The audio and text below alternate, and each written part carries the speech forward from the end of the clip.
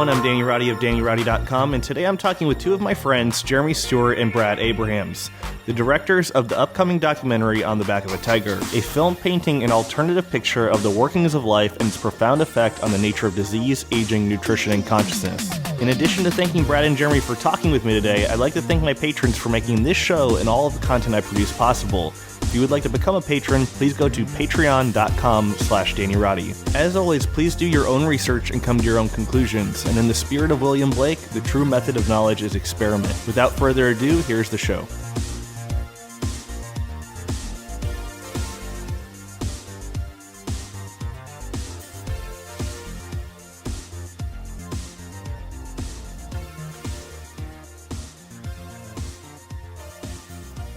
Because, I mean, when the Kickstarter started, correct me, what was it, 30,000 for the goal originally? 38. It was 38 originally. Yeah. And my personal gut feeling was like, I don't know if this is going to happen.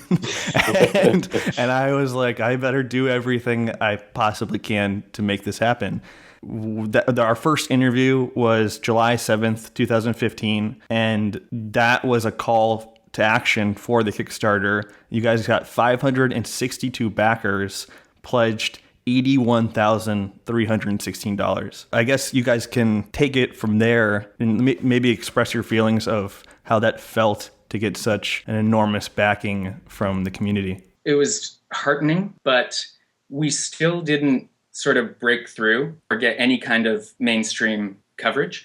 So the part of the reason why we did so well, doubling our goal or more than doubling our goal, I think was more to do with people donating much higher than the average, something like 3 or 4 times the average donation we got, as well as having, maybe like 5 or 6 very generous donors. So people that really believed in us and believed in the message. So it's still a pretty tight community, but extremely passionate, which I think makes us even more motivated. It was kind of shocking how quickly, like in our first day, we got, we advanced to a much higher percentage than we would have ever guessed. And we set our original number at sort of like half of what we thought we might actually need because we had no idea what the response was going to be. Did you relay the performance of the Kickstarter to any of the subjects in the film? And did you get any feedback from them? Like, hey, this is how much people want this movie to happen? No. Most of them are, in their 70s and 80s. So weren't too sort of clued in to exactly what was going on. We had, like Pollock and Persinger, who are more savvy, promote us like on their Twitter and Facebook page, which was helpful. But for the most part, I don't think, a bunch of them don't even use email.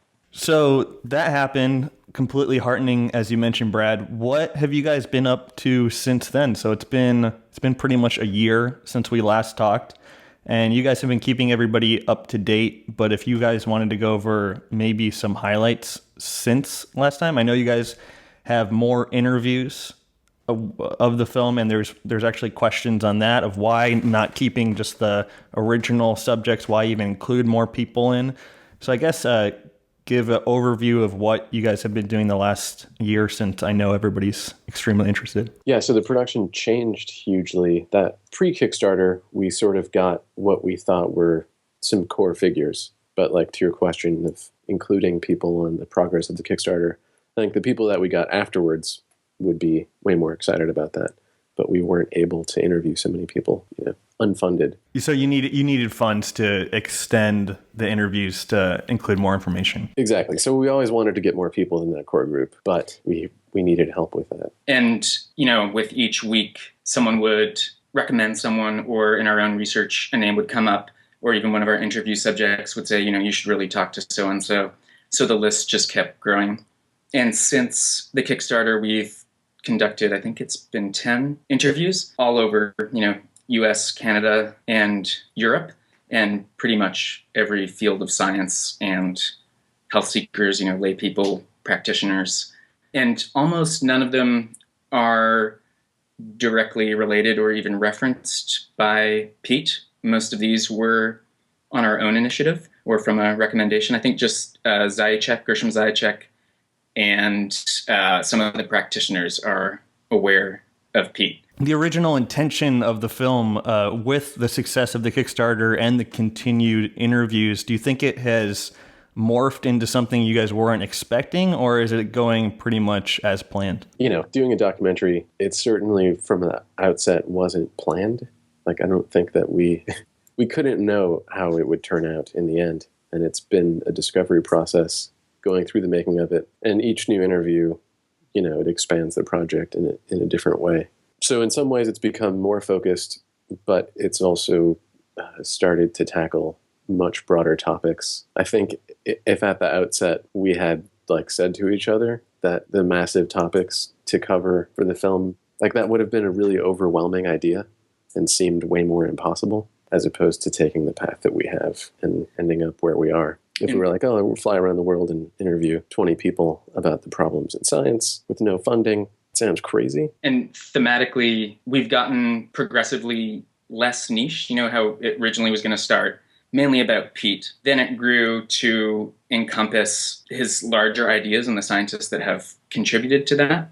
And now it's grown even more. The thing that now we realize ties everyone together is that they all of their work contributes to this alternate viewpoint about life and disease and aging that is not genetically predetermined. So if genetic determinism is the sort of go-to dogma of the day, which it very much is, woven together, the work of all of these people presents a very sort of clear and coherent alternate view to that. So the subtitle of the film, a film painting an alternate picture of the workings of life and its profound effect on the nature of disease, aging, nutrition, and consciousness, it still sounds like it's very much going in that direction. Did you guys want to talk about, Brad, you sent me kind of a rough structure of the film.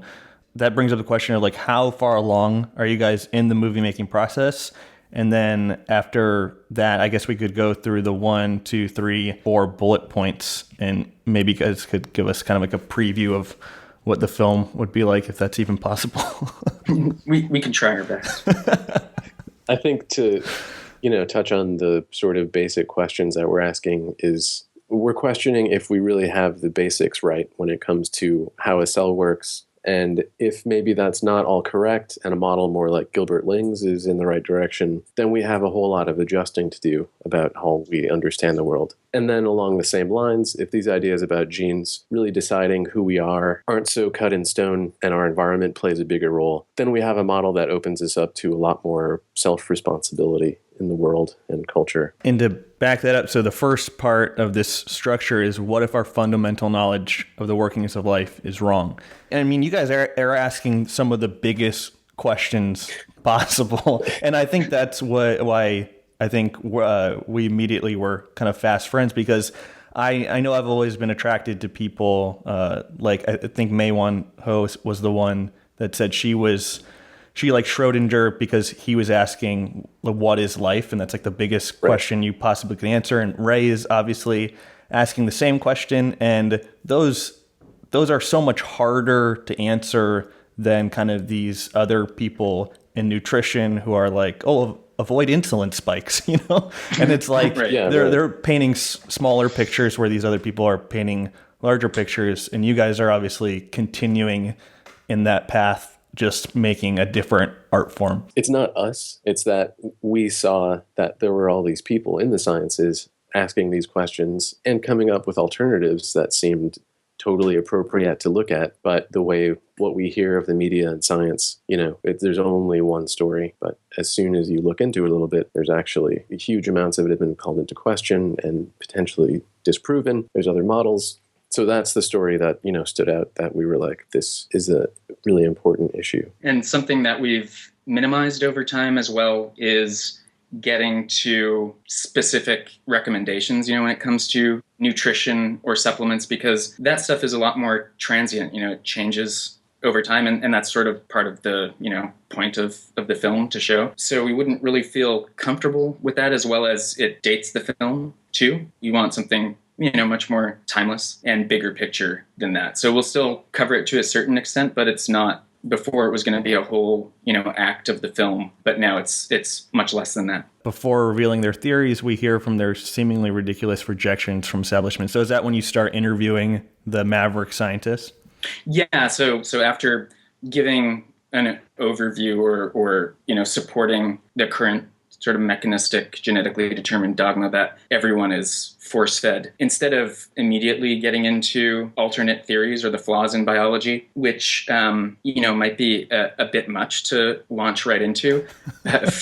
First, we want to disarm the audience by getting to know our characters. And, they really are, these are special humans, which we think everyone will like. And once you get to know them as a person and sort of an idea of their integrity, it's much harder to just immediately disregard them like, oh, they're a quack, because they're obviously not quacks once you both, them from a personal perspective, but also what they've accomplished in their careers.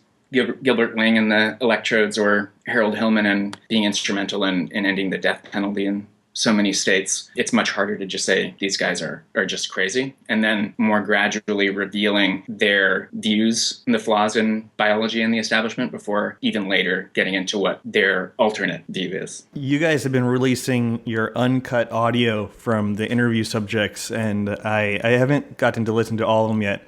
But I sent you a message earlier, and I just have to restate it, that listening to Gilbert Langs talk about his integrity as a person and also what he considered the good life, which was sometimes just a roof over his head. Yeah, and he made the point that to show his findings, he would sometimes replicate an experiment 80 times just to really show, like, hey, this is something. I haven't just done this once or twice. It's been done 80 times and it gives the same result every time. And even then, no one would even look at the results. They wouldn't even open his paper submissions. The third part of this rough draft was the fundamental flaws within the scientific and medical establishment are laid bare. So is this saying how the models that you introduced in the beginning are working to our disadvantage, basically? It's less the specific scientific models, but more the problems in the establishment themselves. These being the reason why what should be paradigm shifting work hasn't even been reviewed or publicized, is because of the things we've brought up, like problems in publishing, peer review, reproducibility of results, reductionistic mindset, authoritarianism, big money, big pharma influence, etc., stops very progressive change from happening. So that's even before getting into the actual problems with some of our scientific models. Yeah, it's just almost impossible to question anything that's already sort of established as the fact, even though it may just be a theory. But, so many things that we take as basic assumptions about the world are unproven theories. I've always, when you guys mentioned it a few times, I think we talked last, and I probably have heard it in other interviews, you guys have always talked about doing like animations. Is that still pretty big? Like, have those been done yet, or are they still being planned as a big part of the film? Because I imagine all this stuff to somebody who's never heard any of it, it's pretty complex. Right. Yeah, the phase we're in right now is basically cutting up the interviews that we've done so far, and we're getting ready to sort of put together just the rough story. From there, we'll move into cutting the rough cut with footage. And once we see where the holes are in the story and where we need to go in and really explain specific ideas, whether it's Gilbert Langs' cell or the way scientific review process works or something like that, then we'll see where we have to create animations or shoot B-roll and things like that. Yeah, in addition to animation where we can, we're going to recreate the actual experiments in a controlled laboratory setting and film it beautifully, because most of the footage that Hillman's done, for example, it's charming, but it was like filmed in the 70s. And it's such low fidelity. All we have access to is the YouTube version of it. Yeah, and even same with like Maywan Ho's, the polarized light microscope footage, which is awe-inspiring to see. It's only at like really low DVD resolution with some jazz music in the background. And we just love to film that in like full high definition with nice lenses and everything. And I think it could be pretty mind-blowing once the audience is given the context of what it really means. Holy smokes. What would be involved in getting something like that together? Is that like achievable? It seems so cool. It's possible. Yeah. Those experiments specifically, I think are, they don't take a ton of equipment. going through this structure, you end the third section with, what if there was an alternate model that more accurately and elegantly describes life? And so this is obviously an introduction of the alternate narrative of life. Well, even before that is right after exposing the establishment-wide problems is the issues in biology and medicine. So those are really quickly, even how we observe the cell, all the problems that Hillman has brought up, and that mostly what we're looking at are artifacts, to the association induction hypothesis, an alternate model of the cell, the oppressiveness of neo-Darwinism, genetic determinism, our symptom-centric focus of medical treatment, etc. So with the previous context, illustrating all of that, it will be clear that a lot of it is just wrong, or at least there must be some kind of alternative. And that will then lead into presenting what those alternatives are, which would be like fourth phase of water, quantum coherence, electromagnetic fields, all of that. That touches on something. You guys said you had transcripts of everything. When you're writing out kind of the rough script, and then are you searching for keywords and then trying to build some kind of narrative out of all the interviews that you have? Yeah, eventually, right now, we've got every single interview laid out. So it's about 18 separate interviews that range from the shortest being an hour and the longest being like 7 hours. Then going through those and cutting them up and sort of categorizing them with what chapter of the film they'll fall under. And then sort of somewhat methodically chipping away at that until we create maybe an hour and a half long narration via our interview subjects that would create the story. That'll basically be the skeleton of the film. I wanted to mention back to, you were talking about listening to Gilbert's interview, just that we've been really surprised with the huge positive impact posting these have had. It's something that we offered as a Kickstarter reward, and we decided in the end to just give it to anyone who backed us. But we were really sort of unsure how, particularly someone like Gilbert Langs, listenable the whole interview would be. But it was very surprising to hear how many people were so into it. Just knowing that even one person has listened to it in its entirety is kind of shocking, because it's difficult enough for us to edit the material. It's so dry just to sit there and listen to hours and hours of a single person talking. So just knowing that people are actually getting something out of it is totally uncurated is a good sign for us. Is consciousness going to be a running narrative, do you think? Are you guys going to explain the idea that it's consciousness and matter are two separate things, and that this view is that everything is conscious, if I even have that right?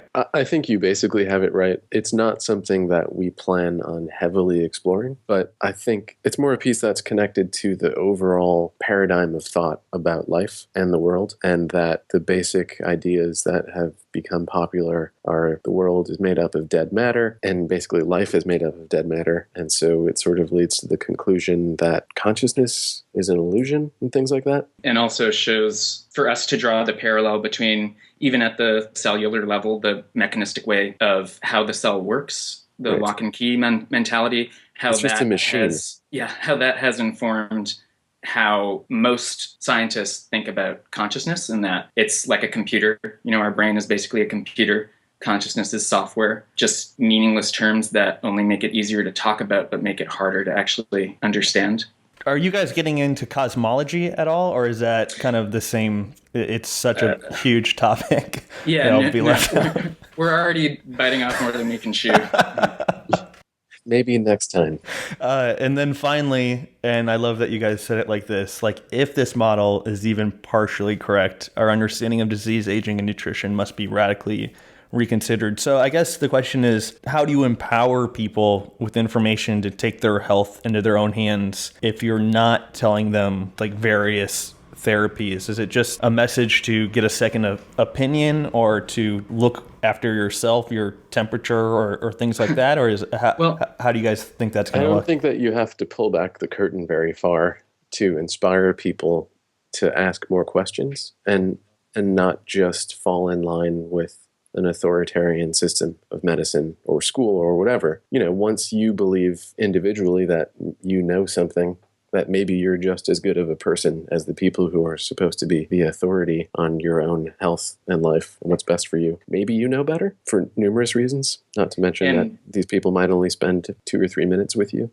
The work that we're actually going to present in this chapter around specific diseases like cancer, depression, heart disease, could be brain illnesses. Just the data and the way that the scientists present their findings, is hopeful in itself, because it all supports this alternate view of not being genetically predetermined. So you can, through your daily actions and your environment, impact all of these diseases and more. And not getting, woo-woo like some of the Bruce Lipton stuff, but actually, like, these are all practicing, well-respected scientists that are presenting this information. And it's even for us so far in this process, like some of the stuff that we were learning from these scientists is still even like mind-bending. Is stress and energy a running narrative through the whole thing? In the beginning, do you have to incept the idea that is ignored and then introduce it later? Or is it something that's going to be introduced later in the film? It's not something that's overt. It's not something that most of our subjects talk about regularly, but a few of them do. Talking about stress is obviously related to so many biological processes. Yeah, and so Dr. Slavich he's our only subject that specifically works in stress, but everything he says relates to pretty much everyone else's work on some level. Just a brief exposure to just social stress, it has an immediate immune response and gene-changing response. It's research that seems like it would be extremely controversial, but I think the area in which he operates, it's just sort of accepted. He's not part of a department, has the opposite idea. As a specific example, he has had a study where they brought in adolescent women or girls because they're under a unique form of stress, which is social rejection, more so than any other subset. And they found that social rejection is one of the most potent negative triggers in your biology. So they found that, they would basically stress these girls out in the MRI machine, see what was going on in their brain, and then about 15 or 30 minutes later would draw blood and would see actual genetic changes from that social stressor. And always, for the negative. It was, rise in inflammatory markers, etc. But actual genetic or gene expression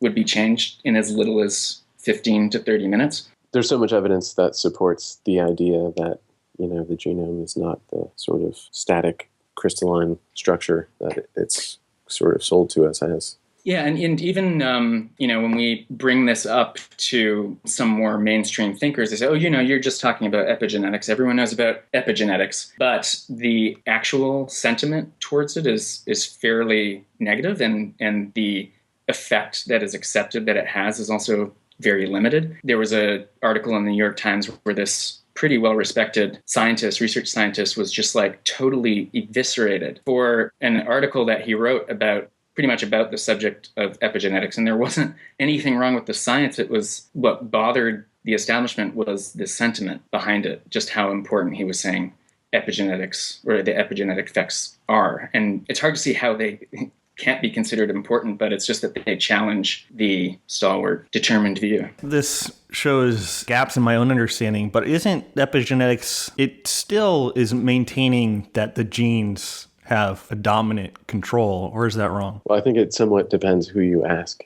Because I felt like whenever I would read about it, I felt like it was like a step in the right direction, but I wasn't sure that it was, all good. It's basically talking about how the organism changes based on the environment, but how the genetic code itself is adjusted based on environmental conditions. And we have come a long way. Like Ray had mentioned, it wasn't believed for the longest of times that the mother's nutrition would affect the baby that she was growing in her body. Like the baby would be completely insulated from whatever the mother was ingesting or not ingesting. I think it was only like in the 50s when that started to change, or the thought around that started to change. I think what most people don't realize about the science of genetics is how much of it comes from the study of eugenics. Are you guys going to get into Konrad Lorenz? We haven't interviewed anyone who has that as their specialty. I think it may become something more important to touch on, but That's the piece that once you read more into that, it becomes more clear that the idea that's so pervasive in our culture about genes all comes from that and has this sort of hidden underside about if you've got this gene for some kind of cancer or whatever, sort of perceived as having impure genes, and how easy it is to start thinking about the possibilities, the dream of creating like more perfect genes in the future. For so many scientists, there's sort of like this science fiction idea about creating some future perfect man, which is kind of that same whole idea. That might even sound crazy for somebody listening, but I just listened to two high-profile nutrition people talk about eugenics, like the pros and cons of people contributing bad genes to the gene pool. And I was like, oh my God, I can't believe this is even happening.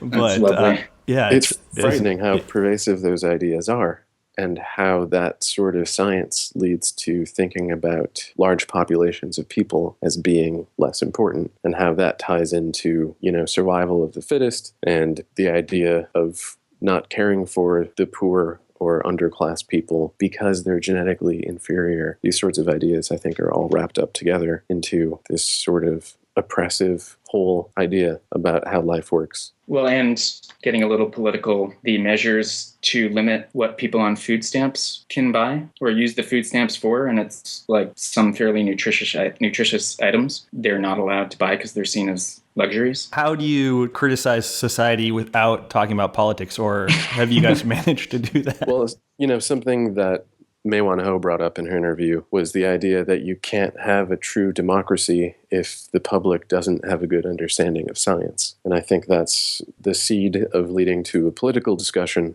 about how important science is in our culture.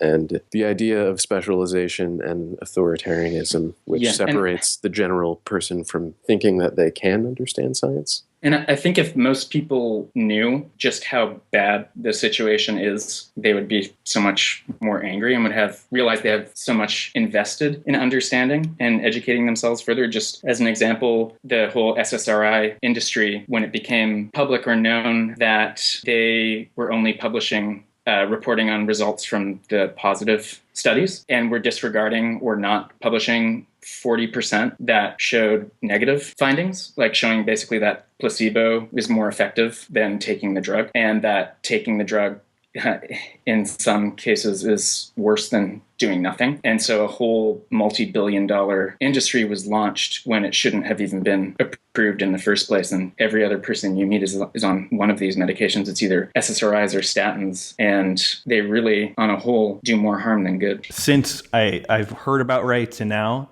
I feel like more people are open to the idea that that is a con, essentially. And it's just because it's so easy to show. Like, there wasn't anything behind it in the first place besides corruption, self-selecting the studies to publish. I don't remember the name of the article, but Ray's article on serotonin and how it sort of got put in the limelight as being positive was, he said, based on the demonizing of psychedelics in the 60s and showing that they were anti-serotonin. Now there's all this positive medical research showing how effective those are for depression. There's like sort of an obvious leap there, but they never come out and say that they are anti-serotonin drugs. I don't think anyone else really does that other than Ray.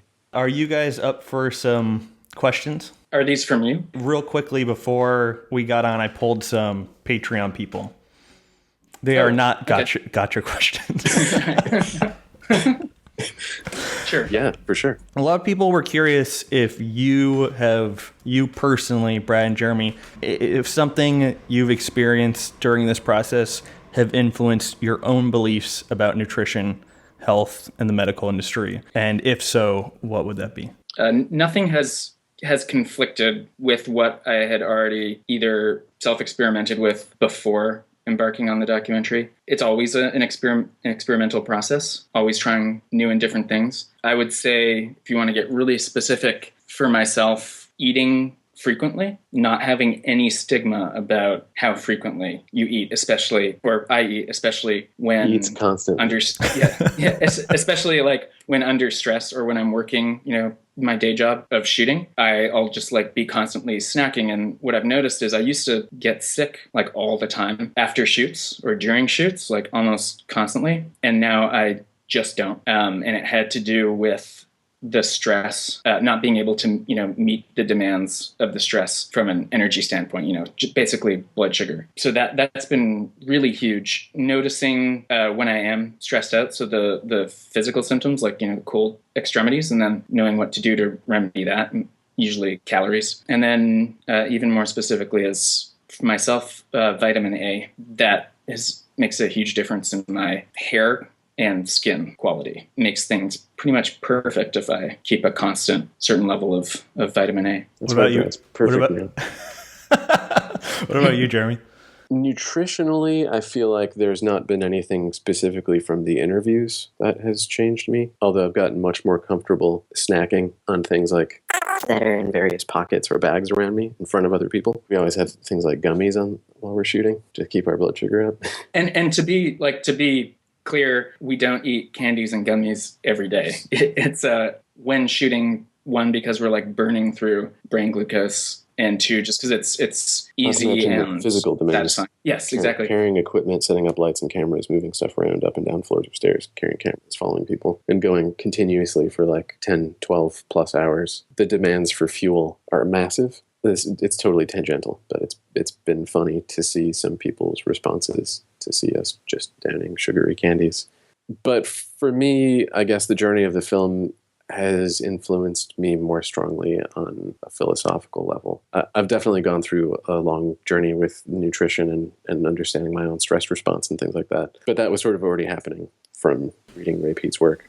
I just imagine traveling and being in a new place, new food, new time zone, and like all of that must have been like, I feel like every time I go on like a weekend trip, I learn something new about myself. And so I can't imagine doing those things and how much, I guess, like personal growth would have happened.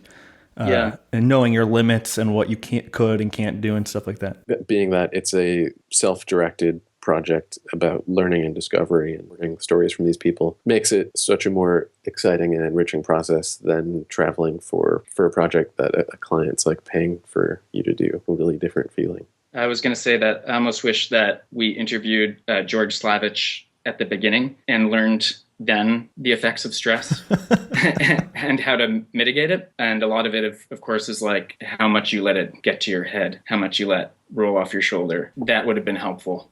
But we have learned to like take it easy as much as we can when traveling. Like we don't stress ourselves out needlessly, like is the norm on commercial shoots, where it's like, okay, we got, as soon as you land, you have to capture as much as you can and go 24/7. We just don't do that. We could probably get a lot more done, but we'd be sick all the time. So. There's sort of a culture of self-punishment in commercial production, like filmmaking in general. The more punishing your schedule, the more proud of it you are. That's sort of like workaholic attitude. There was an early poster in like a Ray Peat private Facebook group. I think his name was Clint McGann. He was, you guys might be familiar with him, but he was super smart. And I remember corresponding with him one time, and I was saying I was in a rush to do something, and he's like, Danny, my number one rule is never to be in a rush to do anything. Yeah, that's really sound advice. Moving on, do you think this film will be accessible enough to show random friends and family? And then a second part, if so, do you guys have any plans to market it to the mainstream, film festivals, or sweet Netflix contracts? Yes and yes. Yeah, all of the above. Yeah, we really hope that the final film will be as accessible as possible and the kind of film that could be on Netflix next to some other documentary that anyone could pick up and start watching and hopefully enjoy. That's the goal. But it's impossible to say now where it will end up. But definitely we want to make it available for streaming. Given the large number of people they interviewed and the wide variety of people, will they have a few major areas, themes that are all their subjects will comment on? Or will each person essentially talk about their specialty and then somehow Brad and Jeremy will tie these ideas together? The one thing that almost all of them talk about are the challenges working on the margins in the establishment, and the more scientific or biological connections are made by us through editing and through narration. It'll sort of free us up a lot to tell the story how we want it to be told. And it means we don't have to worry about not getting exactly what we need out of the mouths of our interview subjects. The last thing I have on my list is if you guys want to touch on the passing of Mae Wan Ho, which is horrible, and that I think it's a tragedy, but also amazing that you got her in time to be part of the film. Yeah, it was incredibly sad. And there's been a feeling throughout making the film when we meet these people, for many of them, that we sort of realize as we're doing it that it's the last chance to document their story. She wasn't one that we were worried about at the time because she was one of the younger ones. And also was so full of energy. Our goal is to get the film done, hopefully before anyone else dies. Was that just recommitting your guys' selves to the project, knowing that the interview subjects, some of them could be fragile, and knowing that you have to respect their life's work, and I just so much pressure on you guys. Yeah, I mean, it makes it feel more important. Yeah, that it's the life work of many of the people we've interviewed is what we're trying to present, which is a huge, intimidating task. But trying to take it one day at a time. And even if it's not fully represented in the film, because we have so many people and it's a relatively short amount of time, we talked about like a series as well, where we would spend more time on each person or a little film on each person. Rad. Yeah, because some of them, Hillman, for example, I could see that as its own almost feature film. Like his life is so fascinating and the things he's achieved that no one knows about. He basically was one of the 3 founding members of Amnesty International and a whole list of other, firsts and discoveries. And he's just living in this small town outside of London and nobody knows about him. His only web presence for a while, we might have mentioned on the first interview, was this sort of racist conspiracy theorist guy who for some reason put all of Hillman's videos on his website. Yeah, and watermarked them. Yeah, and as support for his anti-Semitic ramblings. And he would intercut Hillman's videos with Holocaust footage or Hitler. And that's just so sad that if you searched Harold Hillman, who's already almost invisible, that you would get that. Yeah, there's nothing he could do. He's just, an older guy that's not very internet savvy and doesn't have much energy. That's almost as bad as having some 30-year-old interpret your work on the internet in the public and get a lot of it wrong. Have you had, anyone's work who you've referenced contact you, or have you had any kind of feedback like that? I think some of the hair scientists are still alive, but I haven't. And some of them have written epic volumes of hair research. Yeah. And I've thought about contacting them and seeing what they thought of some of the synthesis stuff, but for one reason or I know Georgie is reaching out to people all the time, and he always gets exclusives with his information, right. And I'm always oh man, why don't I do that? And I don't know why. Crafting an email to somebody like that is I think a task for me, so maybe I'm too lazy to do it. But I think the first time I had ever heard Ray give me any feedback, I think it was through somebody else, and he said he liked the pictures on my website, and that was good enough for me. I was I'll take it. It's a compliment. Yeah, so that's good. That's it for me, guys. Did you have anything that you thought of while we were talking that you wanted to talk about? I did just want to clarify on sort of that last point. The film will be maybe 90 minutes long or so. As Brad kind of said, we obviously can't fit all of these people's full stories and theories in the film. Yeah. And it's something for us that I feel like we both have some guilt around that, as some of these people see the film as the chance to expose their idea. The film will be, what it is to tell this story, and then we do hope to release more things in the future that hopefully can tell more complete stories and give more backstory. But who knows what that will be at this point. Let everybody know how they can follow you guys, how they can keep up to date with the film, the website, the Facebook, etc. ReceiveThinkAct.com is our website. It's mainly a production blog, but we have some other content on there. And we recommend signing up for our newsletter because every month or so, there's video clips, articles, information on the film that we often don't post on the site. And our Facebook page, just search On the Back of a Tiger. And we're also on Twitter, but not as active as we should be there. We should really get a social media person, because that's not our thing. Okay, so same time next year, guys? Yeah. Brad, Jeremy, thank you so much. You guys are a constant source of inspiration, and I sincerely appreciate all your efforts. Thank you, Danny. Thank you, Danny. Cool, guys. Talk to you soon. Bye. Take care.